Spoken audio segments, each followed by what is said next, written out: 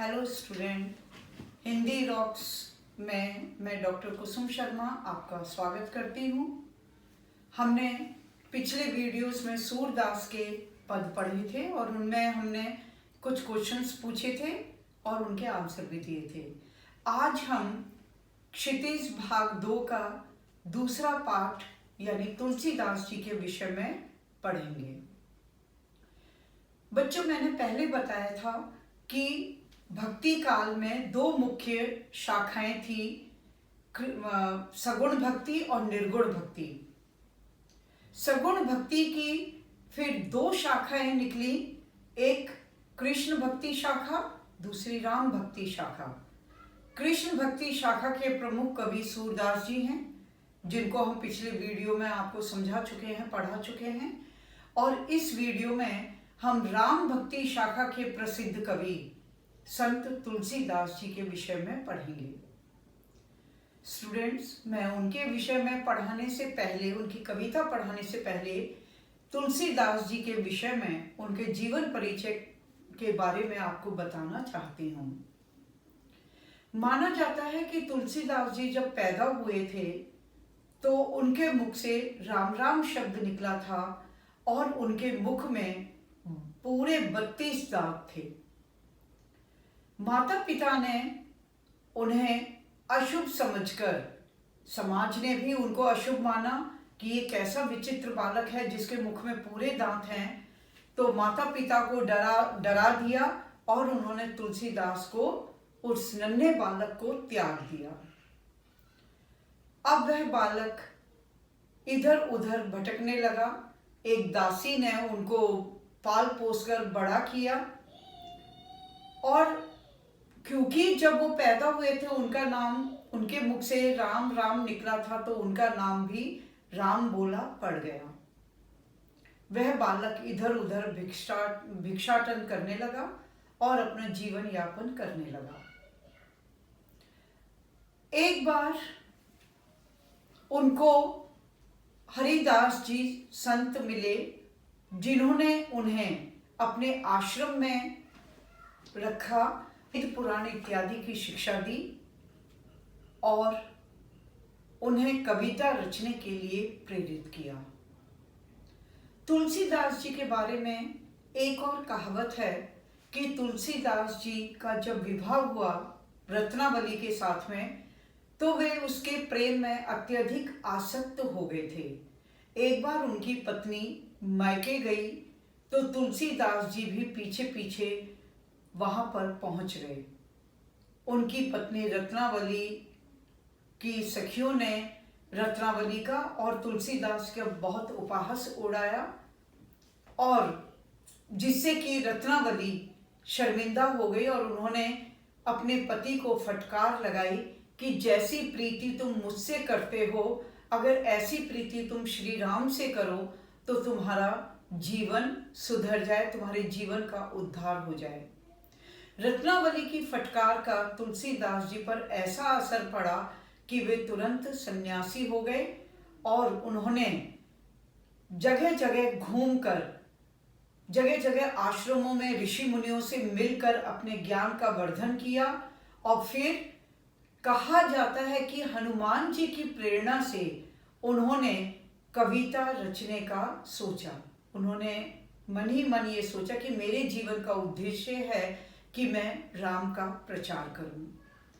और तुलसीदास जी ने जन साधारण अवधी भाषा में वाल्मीकि रामायण का उन्होंने अनुवाद, तो हम नहीं कह सकते, पर उनसे प्रेरणा लेकर उन्होंने राम जी का ऐसा जीवन चरित्र प्रस्तुत किया कि जो आज हिंदू धर्म का एक अत्यंत पावन पवित्र ग्रंथ बन गया है।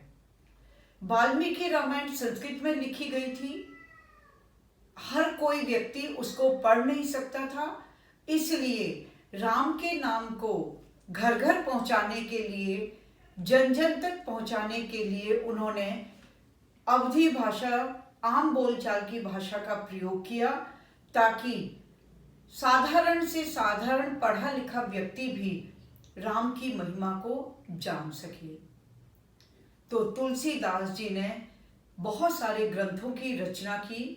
रामचरितमानस, पार्वती मंगल, हनुमान बाहु अष्टक इत्यादि कई उन्होंने ग्रंथ लिखे हैं। तो हमारे क्षितिज में रामचरितमानस का प्रसंग, रामचरितमानस से प्रसंग लिया गया है, जिसे हम आज पढ़ेंगे।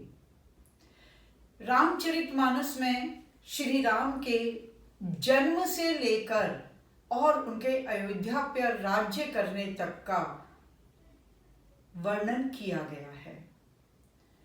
तुलसीदास जी ने श्री राम जी को अपना इष्ट देव माना है, माता सीता के प्रति अगाध श्रद्धा व्यक्त की है और उन्होंने श्री राम को पुरुषोत्तम श्री राम, मर्यादित श्री राम मानते हुए उन्हें ईश्वर का दर्जा दिया है। तो तुलसीदास जी की रचना रामचरितमानस का प्रसंग है लक्ष्मण परशुराम संवाद। यह प्रसंग उस समय का है जब विश्वामित्र राम और लक्ष्मण को अपने साथ यज्ञ की रक्षा के लिए ले जाते हैं, तो उन्हें निमंत्रण मिलता है मिथिलेश राजा जनक का, जो अपनी पुत्री सीता का स्वयंवर रचा रहे हैं। और स्वयंवर की शर्त है कि जो कोई शिव के धनुष को उठा लेगा, उस पर प्रत्यंचा चढ़ा लेगा, वही सीता का वरण करेगा, वही सीता के योग्य होगा। विश्वामित्र जी अपने साथ राम और लक्ष्मण को लेकर जाते हैं और वहां पर बहुत से राजा, बहुत से बाहुबली राजा आए हुए थे, लेकिन कोई भी शिव के धनुष को उठाना तो दूर, उसे तिल भर भी हिला नहीं सका। राजा जनक दुखी होते हैं। वह कहते हैं कि लगता है इस धरती पर कोई वीर नहीं है जो इस शिव के धनुष को उठा सके, और मुझे ऐसा प्रतीत होता है कि मेरी पुत्री सीता अविवाहित ही रह जाएगी। इस वचन को सुनकर लक्ष्मण थोड़े से रोष में हो जाते हैं और राजा जनक को जवाब देते हुए कहते हैं कि श्री राम के रहते हुए आप इस तरह की बात नहीं कह सकते।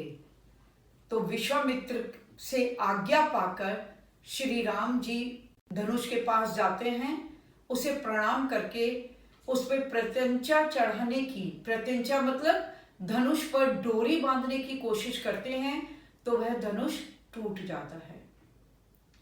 धनुष का इतना भयंकर स्वर होता है कि कंदराओं में और पहाड़ों पर विचरण करने वाले परशुराम जी उस स्वर को सुनकर अचंभित हो जाते हैं कि ऐसा भयंकर स्वर तो केवल शिव के धनुष से ही निकल सकता है। तो कौन ऐसा व्यक्ति है जिसने उस धनुष को तोड़ा है?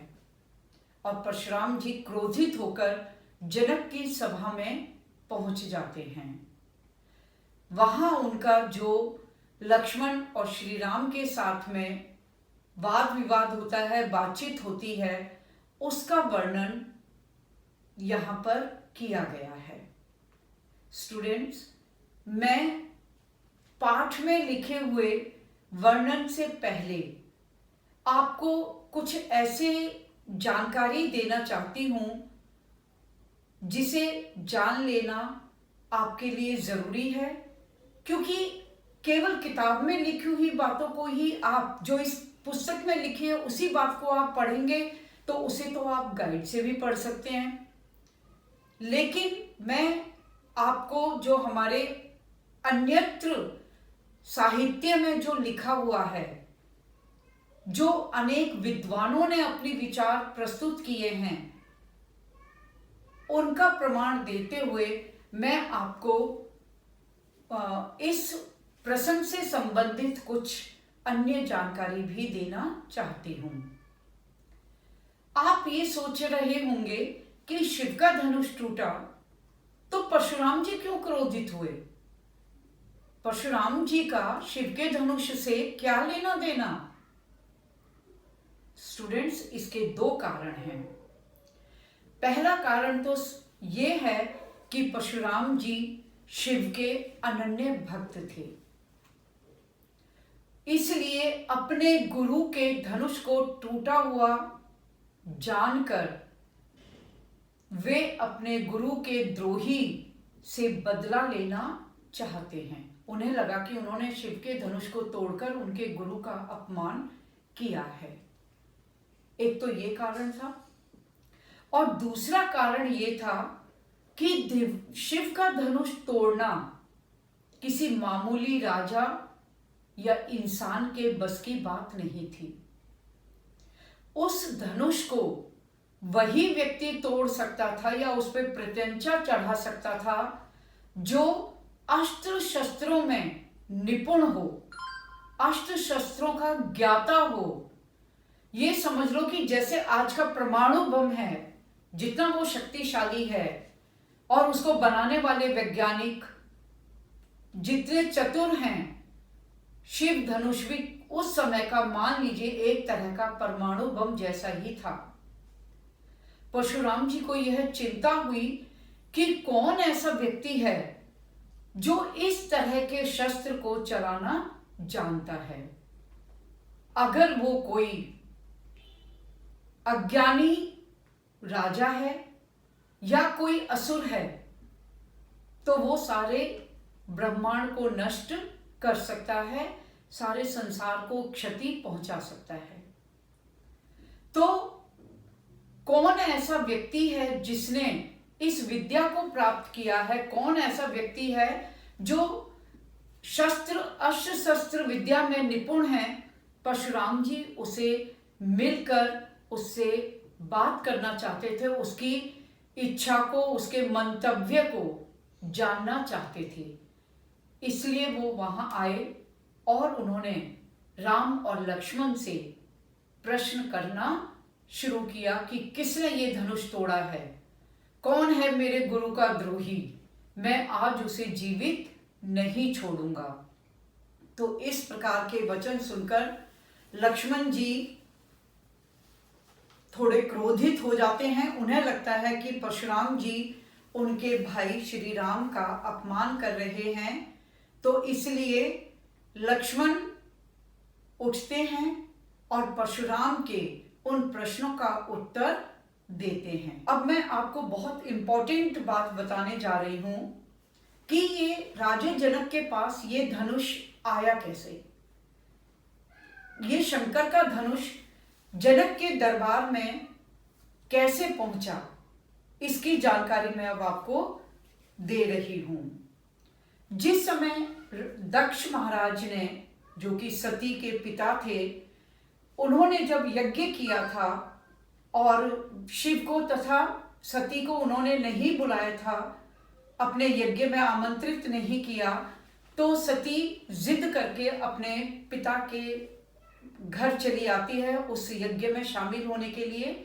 लेकिन जब वह वहां पे शिव का अपमान देखती है तो वह उस अग्निकुंड में गिरकर भस्म हो जाती है। शिव के गण जब शिव जी के पास ये समाचार पहुंचाते हैं तो क्रोध से भरे हुए शिव यज्ञशाला में पहुंचते हैं और वहंस मतलब नाश, पूरी तरह से तहस नहस करने लगते हैं वो यज्ञशाला को। और जितने भी देवता वहां उपस्थित होते हैं, ऋषिगण उपस्थित होते हैं, उन पर क्रोधपूर्वक प्रहार करने लगते हैं। वहीं पर ही राजा दक्ष की यज्ञशाला में ही एक धनुष रखा था। शिवजी उस धनुष को उठाकर सभी देवताओं को और राजाओं को संबोधित करते हुए कहते हैं कि मैं तुम्हें इस धनुष से सबको मार डालूंगा, सबका संहार कर दूंगा। घबराकर ऋषि मुनि देवतागण शिव की स्तुति करते हैं तो शिव प्रसन्न होकर वहां पर उपस्थित राजाओं में से एक राजा के हाथ में वह शिव धनुष पकड़ा देते हैं। और वे राजा थे देवरात, जो राजा जनक के पूर्वज थे।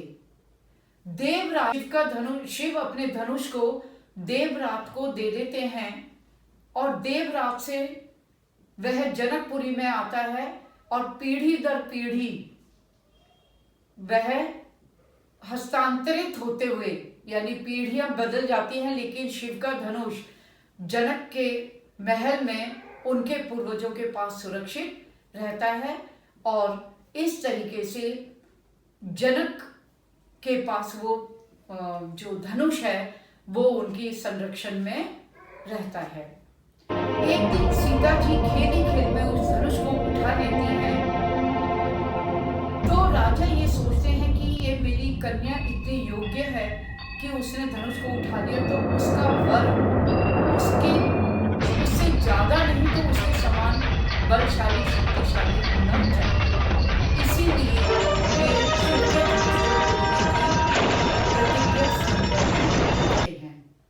क्योंकि वो जानते हैं कि ये कोई मामूली शिव धनुष नहीं है, यह एक तरह का ऐसा अस्त्र है जो अगर गलत हाथों में पड़ जाए तो भयंकर विनाश कर सकता है।